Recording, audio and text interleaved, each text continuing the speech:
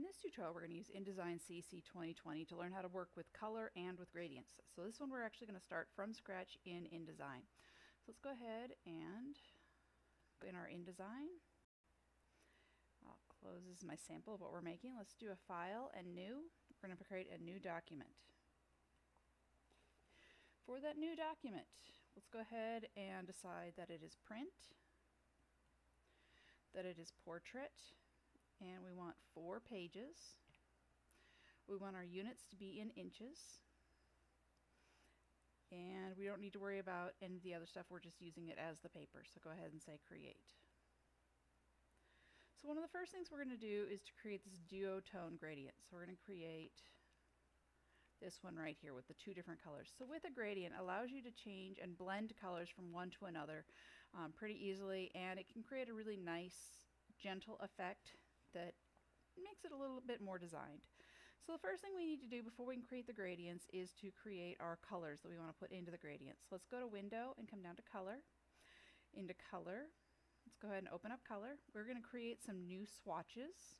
So we want to go ahead and click the hamburger menu, and we're going to go ahead and make an RGB, which is red, green, blue. And in our red, green, blue, we want 234. All these numbers are on the worksheet if you want to go back and check. 76 and 125. I'm going to hit Tab. It's going to give us our pink color. I then need to go to the hamburger menu and do Add to Swatches. Let's go ahead and go to Window and Color and open up those swatches so we can see as they are appearing here at the bottom. So that is that one we just created. Alright, let's go ahead and then do our second one. Let's go to Window and Color. Color is the little palette. And we're going to go ahead and do another. And this time we're going to do a CMYK. Normally you wouldn't change color modes, but we do want to just kind of get in the habit of seeing you can do both of them. So for this one we're going to do a 0. I'm going to hit Tab. We're going to go 82, Tab, 24, Tab, 0, Tab. Alright, and well, and it didn't really give us a new color, did it? Let's see. Oh, let's do a different one. Let's go ahead and do RGB instead. So let's do 255, Tab, sorry about that, 211, Tab, and 50, Tab. Alright, so now we have our yellow. Now let's go ahead and add that to the swatches. So now if I go into my swatches panel, I see I've got my pink and my yellow colors that I created. So the next thing we're going to do is create that gradient swatch. So let's go to our flyout menu right here, and we want New Gradient Swatch. It's going to say, okay, what do you want to call it? I want to call this one Duotone Gradient. Now I want it to be linear, so that is, we're going to leave that here. Now we need to choose what colors do we want. So we have to go to this gradient map. You're going to click on the little square underneath the gradient map. My stop color, I want it to be swatches. I'm going to go ahead and scroll down and grab my pink that I created before. Now I'm going to hit that black because that's going to be my second stop color. I'm going to go down here to my swatches, make sure it's still there, and I want to go ahead and choose that other yellow. Now you can choose to play with how that gradient plays in. Usually it's set at about 50%, so I'm going to leave it there. Now let's go ahead and say Add, and now we have Duotone Gradient here on our swatches. Let's go ahead and say Done. So now we actually need to create something with our gradient swatch. So let's go up here to our tools. Let's go ahead and grab a ellipse tool. Remember with the ellipse, if you hold Alt and Shift, it'll go from the center out as you draw that circle. Let go your mouse, then let go of your Shift and Alt. And because Duotone Gradient was already selected, it went ahead and chose that color for the fill for you instead. If you got a color that was plain, you go ahead and change that fill. So it's relatively easy to apply those gradients. So what if you want the gradient to look a little different? Go ahead to your gradient tool, and you can create some different looks and feels by changing how you drag that gradient. If you go outside your shape, you're going to get something real gentle. If you do something really tiny short, you're going to get a very exact line. So it depends on what look you're looking for. If you want a straight line, hold shift as you do it and you'll get an exact transition from one to another. So next I want you to do is go ahead and create a second one. Create some second type of duotone gradient over here on the side. So go ahead and work on that now. Pause the video and create that second one. I'm going to pause really quick. So let's go ahead and make a second duotone gradient. So we know we need to go here to our swatches. We need to go to New Gradient Swatch. Let's call this Duotone 2.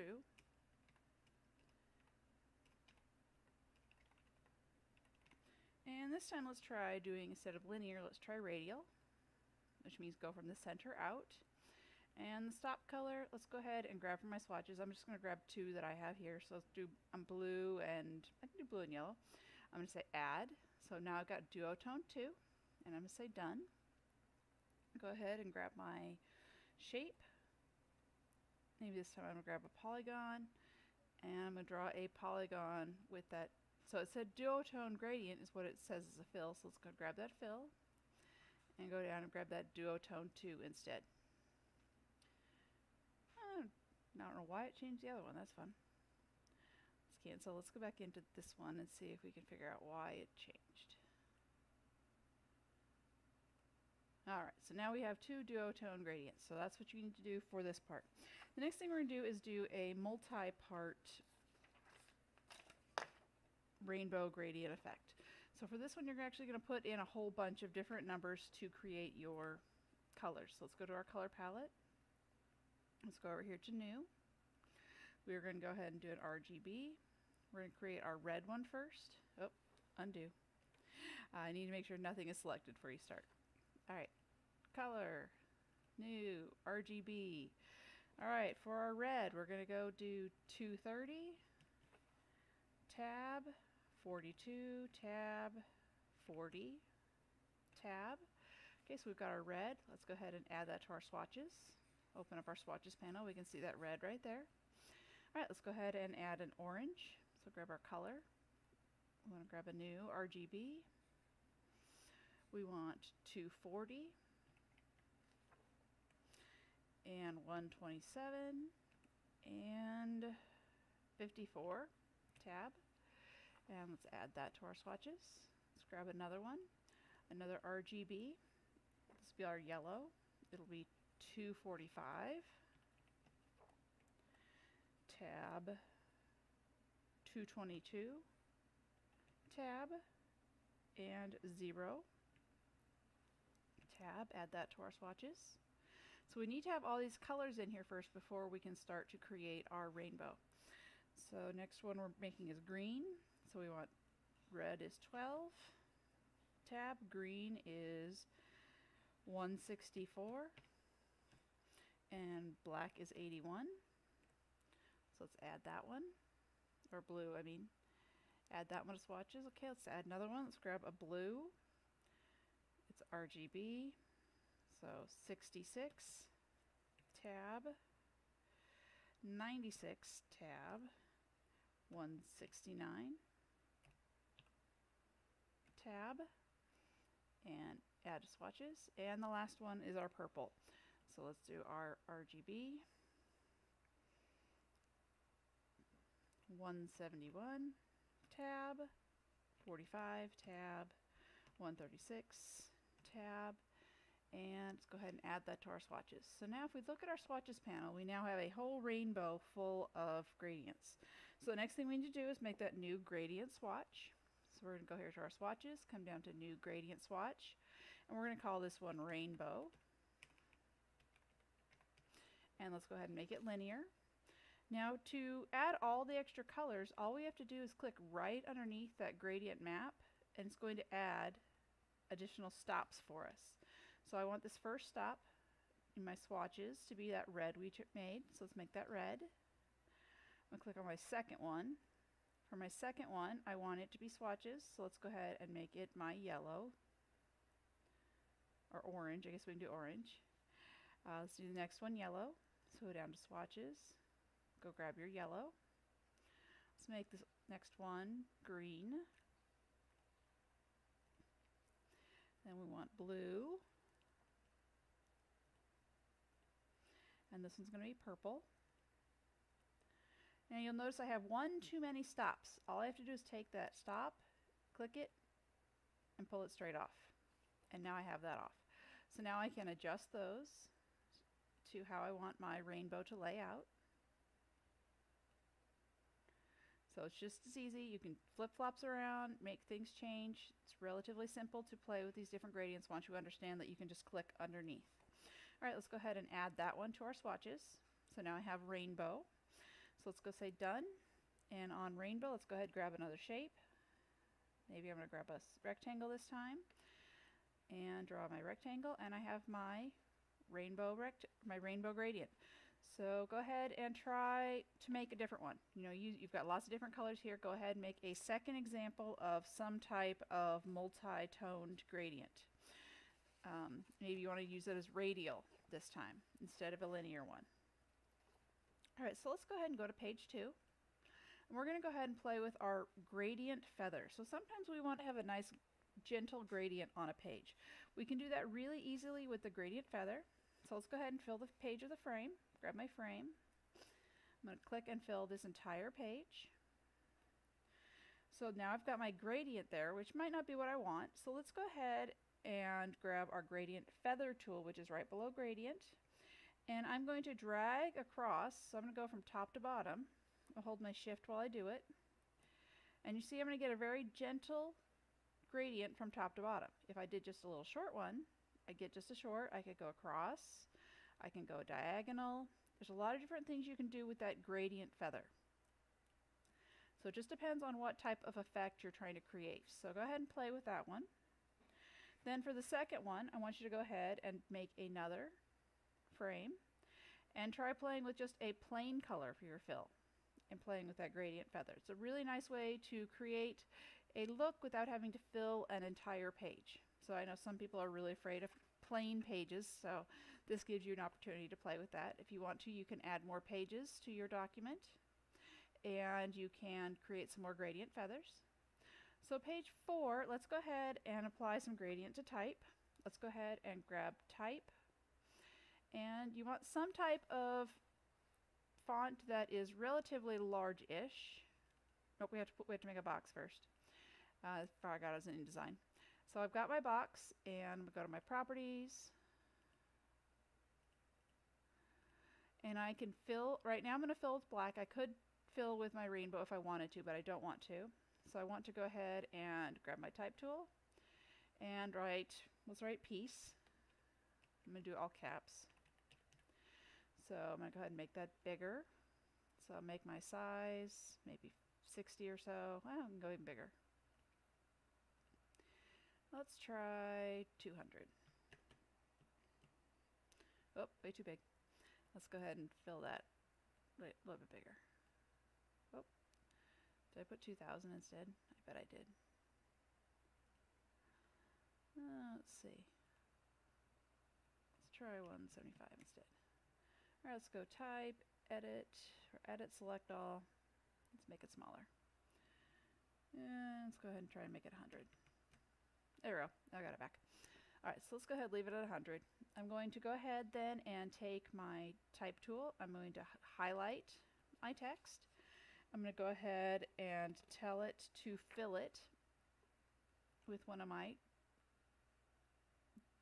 gradients that I've made. So I'm going to grab my rainbow.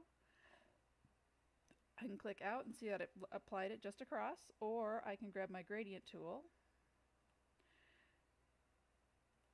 and go straight across and change the way that gradient is laying in. Now it's laying in the box because I have the box selected, not the text. So you really have to pay attention to what you have selected. So I'm going to grab my text, grab that, go grab my gradient, and I can change the way that those colors are laying in there. So go ahead and play with a second bunch of text to create different elements. Play with how to fill them, how to create something. Maybe I want to put this now on a black background. I could create that fill as black, make it pop out just a little bit more. So there's a lot of different options you have when it comes to playing with gradients and creating those colors. I always suggest that you should create your colors in your swatches first when you're making your publication. That way you've got the same color every single time. It's going to make your life a lot easier.